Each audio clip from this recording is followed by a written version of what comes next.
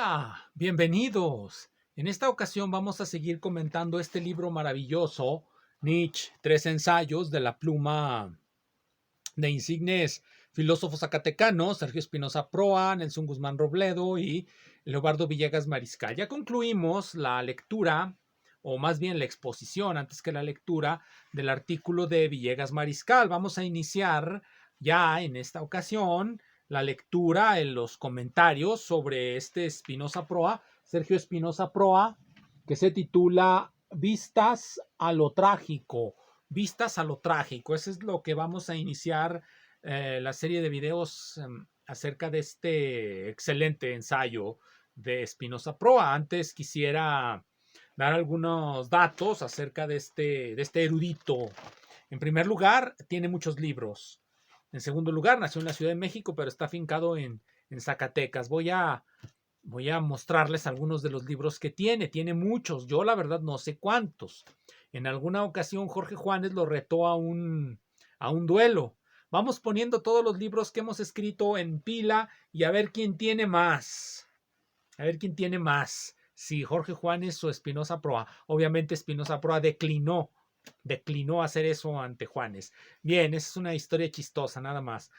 Tengo aquí, no hay nada escrito, un volumen de ensayos. Cabe decir que todo lo que escribe Espinosa Proa son ensayos. Son ensayos, entonces todos sus libros son libros de ensayos.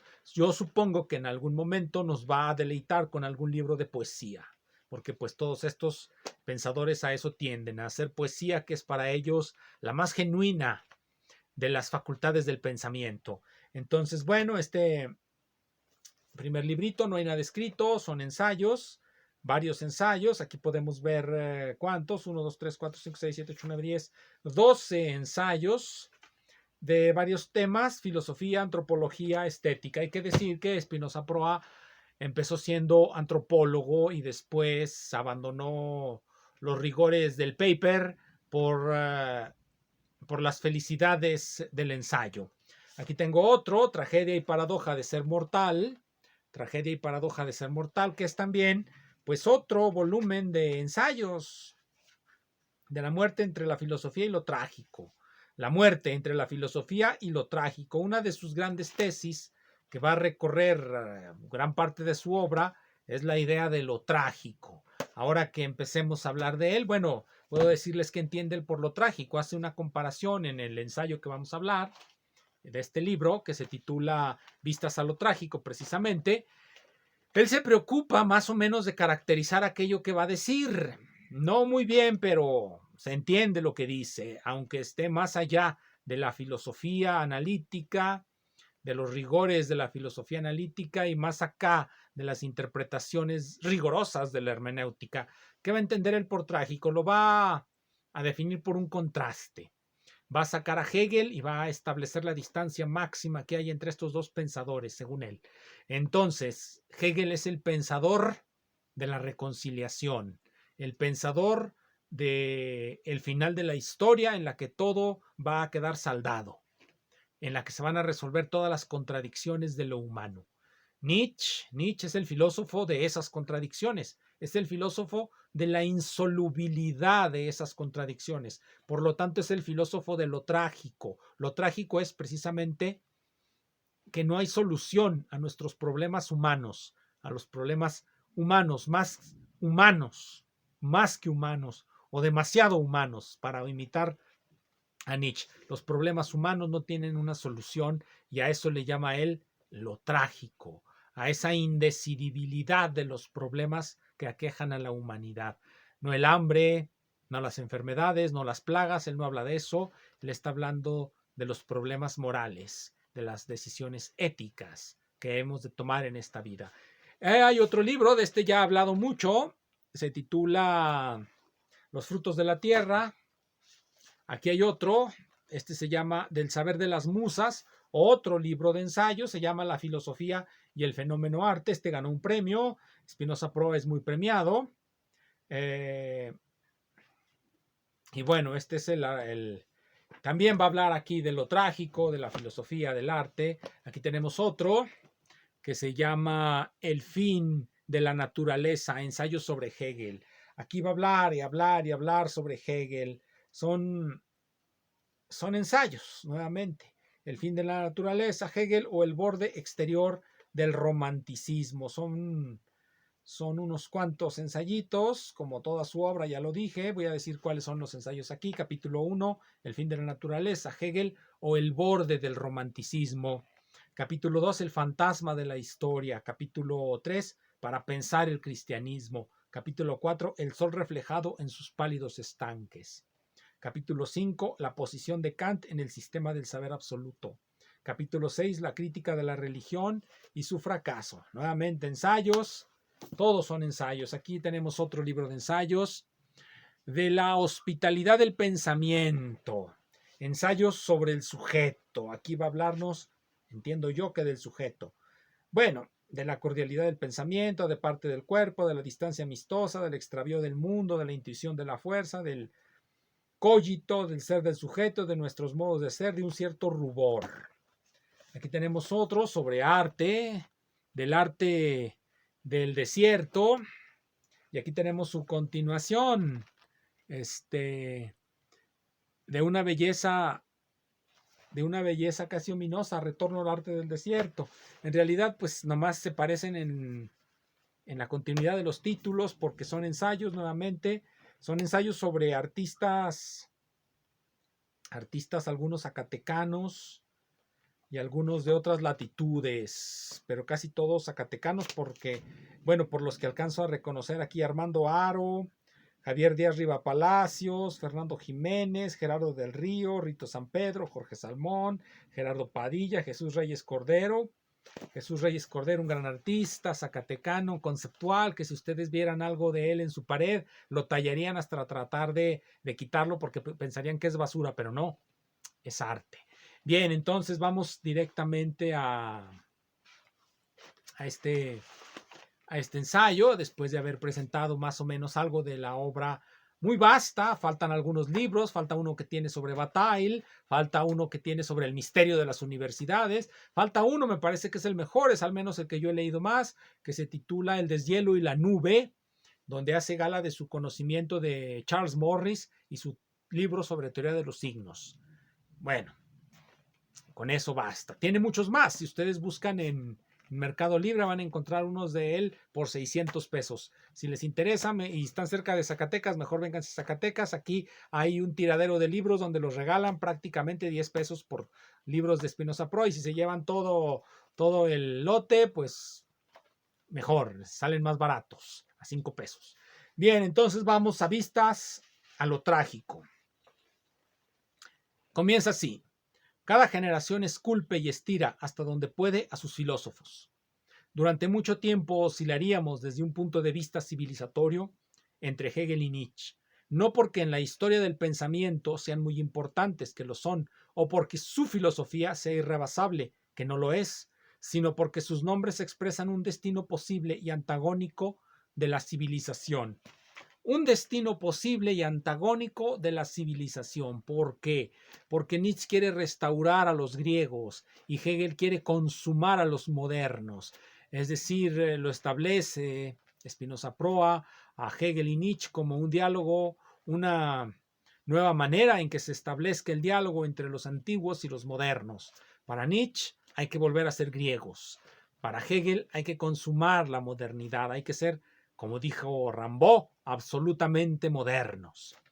¿Cómo lo hace Hegel? Pues en su estructura teleológica de la historia, en esa especulación que hace acerca de cómo es la historia y hacia dónde va. Es pura especulación, por supuesto, en realidad no sabemos si es así o no, es así la estructura de la sociedad humana, pero bueno, ahí está la hipótesis hegeliana, que no se plantea como hipótesis, sino como verdad prácticamente revelada. Entonces, eso es lo primero, es el destino epocal, como les gusta a ellos hablar de este tipo de cosas. Uno de los destinos epocales es el fin de la historia, la consumación del sistema democrático prusiano. Bueno, es mucho decir que la consumación del sistema democrático prusiano, pero sí la consumación de un sistema político particular de gobierno, que es de lo que no nos habla Spinoza Proa. Hegel es un proyecto un proyecto de nación, un proyecto cosmopolita de nación humana, en la que convergiría toda la historia y se resumiría ahí, en el fin de la historia, que sería el comienzo. Como ya comenté en otra ocasión, la descomposición del hegelianismo empieza con los hegelianos de derecha y culmina con Marx y Nietzsche. Esa es la idea que da Karl Löwit en un comentario que hice en alguno de los videos de esta serie, de los primeros videos de esta serie. Entonces, ese es el primer destino epocal que pretende Spinoza Proa poner frente a nosotros. Vamos a culminar en una democracia en donde quede resumida toda la historia humana. Marx pensaba que íbamos a ir hasta la sociedad socialista. Hegel pensaba que nos quedaríamos en Prusia. No entiendo yo, nunca entenderé por qué no les gusta sacar estos elementos cuando hablan y se quedan simplemente en las abstracciones. No, no es una abstracción. El sistema hegeliano culmina en un sistema de gobierno, en un régimen de gobierno. Y Nietzsche también culmina en un régimen de gobierno, también nos propone un régimen de gobierno. No nos propone algo así. Nos propone la aceptación de lo trágico. Ser trágicos es la manera en como Nietzsche nos dice hay que volver a ser griegos. ¿Y qué significa volver a ser griegos? ¿Qué significa esto trágico? Ya lo comenté. Ahí donde todas las contradicciones humanas van a quedar resueltas en un sistema de gobierno, las contradicciones humanas, nos dice Nietzsche, no pueden ser resueltas. No pueden ser resueltas por el concepto. No pueden ser resueltas por la teorización. Esa idea de abstraerlo todo, y aquí es donde entra Spinoza Proa a platicarnos ya directamente la famosa que nos habló Leobardo Villegas. El doctor Villegas también nos habló de esto. ¿De qué más nos podrían hablar si estos son los elementos fundamentales de Nietzsche? Al menos uno de ellos, la idea del perspectivismo.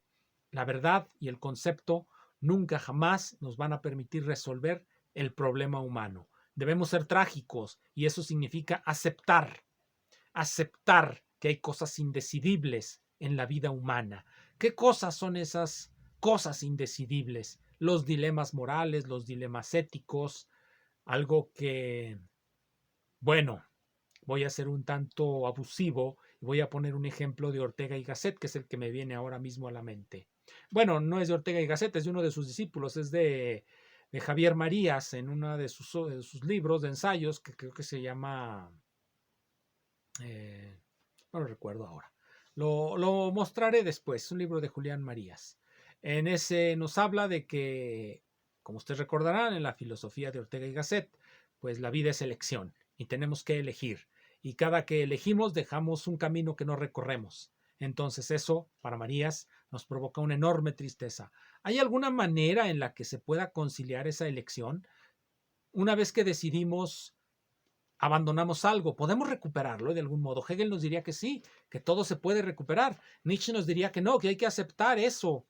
Hay que ser lo suficientemente viriles, lo suficientemente sanos, lo suficientemente griegos para aceptar que no todo se puede resolver, que no todo tiene una solución como nos gustaría, que hemos de aceptar nuestra tragedia del ser mortales, del ser seres finitos, nos dice así. Hay algunas cosas que sí dice Spinoza, un tanto diferentes a lo que nos comenta Villegas, y me gustaría comentarlo. Por ejemplo, esto: lo trágico no pertenece al orden o desorden de la naturaleza. Allí los seres son inmediatamente lo que son, en una relación de fuerzas que no convoca mediaciones, ni indultos, ni justificaciones. Es lo que comentaba, el concepto, la ciencia, la religión, no van a resolver eso. Eso es lo que va a enfatizar Spinoza Proa. La ciencia y la religión no nos hacen mejores y tampoco nos dan una solución a eso indecidible y trágico que es la vida humana. Debemos de aceptar ese camino que nos dice Nietzsche. Debemos aceptar lo trágico,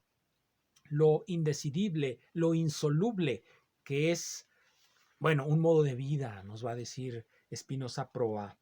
Nos dice algo más. Cuando empiezan a hablar de lógica, yo a veces soy anacrónico, porque el concepto de lógica que me gusta sacar a colación siempre es el concepto de lógica que se funda más o menos a partir de Bertrand Russell. La lógica como un sistema proposicional, como un sistema sintáctico, que se le adjunta una semántica y una pragmática. No es necesariamente ese el concepto de Nietzsche. Yo la verdad dudo que Nietzsche haya tenido alguna vez intenciones de leer a los algebristas italianos. No creo que ni Spinoza ni sus compinches tengan esa debilidad de leer a los italianos y después a Bertrand Russell, a Tarski y tener una idea moderna o una idea más actualizada de lo que es la lógica. Yo supongo que Nietzsche se refiere a la lógica como la entendía Aristóteles, a la lógica que nos llega a través de Kant, a esas cosas. Porque a veces las afirmaciones que hace Spinoza pues son verdaderamente eh, indescriptibles. Vamos a ver. Vamos a ver una de esas afirmaciones. Nietzsche se pregunta por el valor de la verdad y descubre muy pronto que la verdad es una mentira disfrazada. Conocer es abstraer y en cuanto tal un ejercicio de ablandamiento de las cosas, de limarlas o lijarlas y en el extremo de prescindir de ellas. Abstraer es simplemente quitarle propiedades a las cosas. Eso es todo lo que quiere decir. Si yo tengo este objeto aquí, puede no importarme su color, voy a abstraer el color, de hecho incluso puedo abstraer su forma, me puede interesar únicamente que gira, puede interesarme nada más el giro y voy a describir ese giro matemáticamente sin tener en cuenta el color.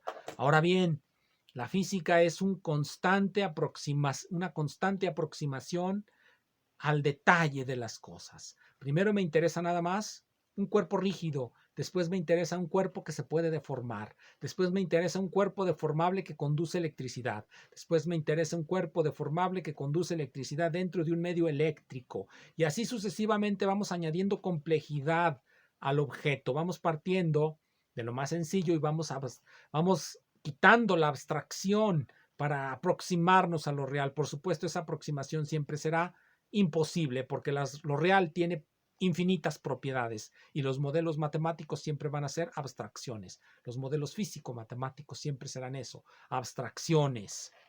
¿Qué tiene de malo?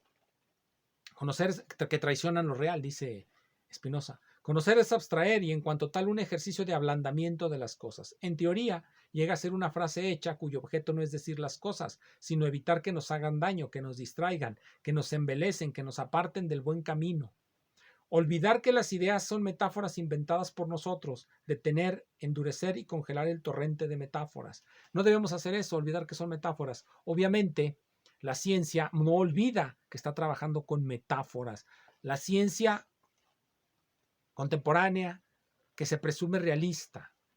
Si Spinoza cuando habla de ciencia, habla de la ciencia, según la entendía Hegel, esa ciencia que identifica el concepto con lo real, bueno, pues esa es otra cosa. Esa es otra cosa. Está caracterizando, bueno, la filosofía hegeliana, lo que entendía Hegel por ciencia, que no es lo que se entiende hoy por ciencia, hay que tenerlo claro. Si él está hablando de Hegel, bueno, está bien. Puede que ahí tenga razón. Si no, estamos cayendo en confusiones. Debemos de especificar qué entendemos por ciencia, algo que no hace Spinoza porque está más allá del concepto. Entonces él no define nada. Léanlo y si les gusta lo que dice, acéptenlo como un artista. Y si no les gusta lo que dice, critíquenlo y digan sus definiciones son confusas o no hay ninguna. El ser humano es una fuerza plástica que el arte revela más y mejor que la ciencia. Arte y ciencia. Y hay otra cosa que hay que aclarar en Spinoza Proa. Si nosotros recordamos, y esto es lo que va a tener Spinoza detrás de sí, detrás de esa división entre arte y ciencia, como lo acabo de decir, para no caer en anacronismos tan seguido, como yo suelo ser un crónico hombre que cae en anacronismos, para tratar de ser lo menos anacrónico posible. Arte, de acuerdo a como lo define Kant en la crítica del juicio, es indefinible. En la crítica del juicio es indefinible el arte. ¿Qué quiere decir que sea indefinible para Kant? Quiere decir que no podemos formarnos un concepto del arte. Para formarnos un concepto necesitamos que entren en juego la sensibilidad y el entendimiento, pero en el arte no entra en juego esto, sino la sensibilidad y la imaginación. Entonces del arte no hay concepto. El arte está más allá de la ciencia, por fuera de la ciencia. No puede haber una ciencia racional del arte. Por eso Spinoza, que se hace eco de esto, porque esa es, por decirlo así, y utilizando un concepto que a él le va a gustar, la genealogía de esa división, arte y ciencia. Vámonos al idealismo trascendental kantiano, a la crítica del juicio. Ya algunos previos a Kant que ya sostenían que del arte pues no se puede hablar y es mejor callar. Lo mismo decía Wittgenstein. Sin embargo, hay otras corrientes que sostienen que no hay tal división. Sí puede haber una conceptualización del arte, puede haber una ciencia racional del arte, una explicación racional del arte, y ya no habría esa división arte y ciencia. Si se sostiene es una cosa artificiosa que sostienen los que son lo suficientemente incapaces de construir una ciencia del arte o los que aceptan una filosofía como la de Kant en la que no hay definición de arte. Continuaremos con esto.